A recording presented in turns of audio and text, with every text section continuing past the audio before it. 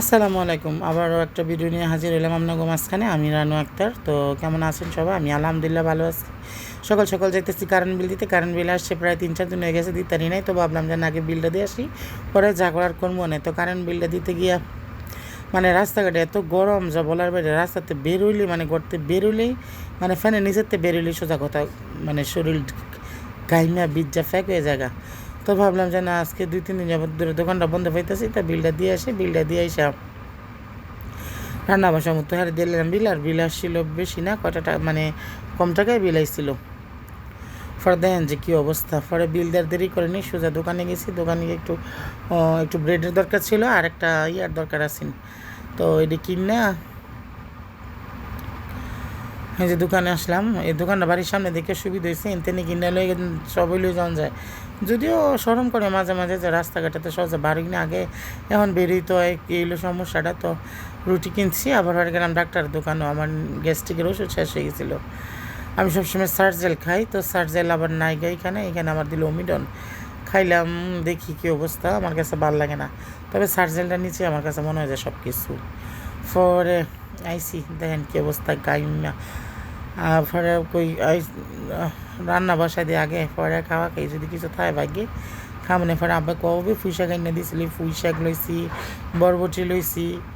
আসলে খাওয়া যায় না, রান্ধি বাড়ি ঠিক ওই খাওয়াটা আরে মনে হয় না। এই হলো সমস্যা।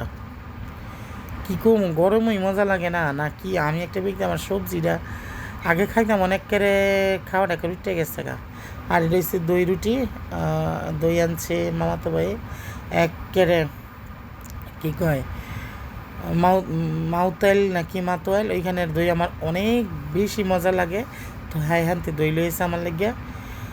আর দইটা এত মজা, দইটা রুটি দিয়া, রুটি ছাড়াতে বেশি মজা লাগে দইটা খালি খাইতে। আর আমি মাদক দিয়ে কোনো দই খাই না, কারণ মাদক দিয়ে দইয়ের মধ্যে টিস্যু দিয়ে এক করে ভাব ডাইলায়, আমি খাইতারি না। পরে আবার রান্দা বয় দিছি, কারণ এক কামে থাকলে হইতো না। এনে বয় দিছি পুঁই শাক, চিংড়ি মাছ।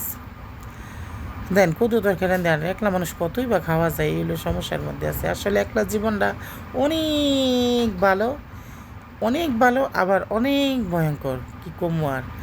আর খালার লাগে মাছ বাজতেছে, আমি আবার এগুলো খাই না। আমার ওই যে কলিজা তরকারিটা রয়েছিল, এটি দিয়েই মানে আমার চলছে। পেঁপে দিয়ে জালি দিয়ে রাঁধছিলাম মাছ, তারপরে হচ্ছে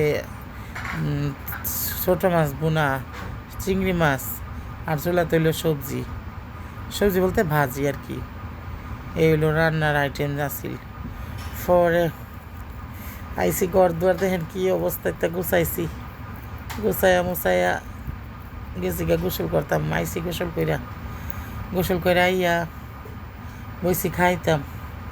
মানে একখান একটা কাম ছেড়ে দিব তো হিরো থেকে জায়গা, কারণ কি আর কমিতা কই লাভ নেই। পরে খাইতাম বসি না, সরি, ওই যে ফ্রিজ থেকে কলিজাটা নামাই নিছি, একটু জাল দিলে তো খাইতে ভাল লাগবো আর কি।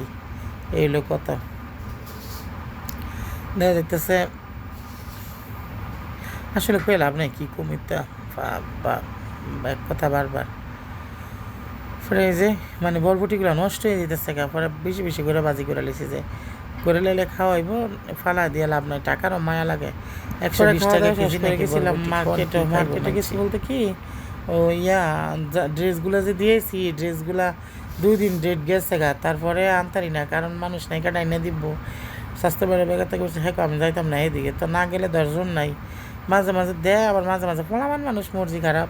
আর এই যে এনে যে একটা জাম লাগিয়ে থাকে আমগো মাদের বিবরতলা, মানে আইরির জাম।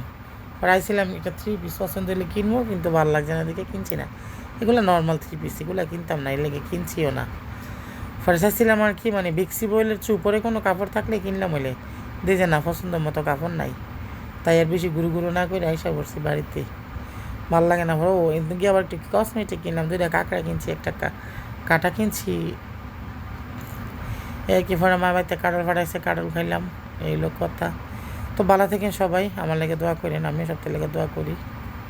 দেন কি পাগলের মতো দেখা যায়। যাই হোক, ভালো থাকেন। আসসালামু আলাইকুম, আল্লাহ হাফিজ।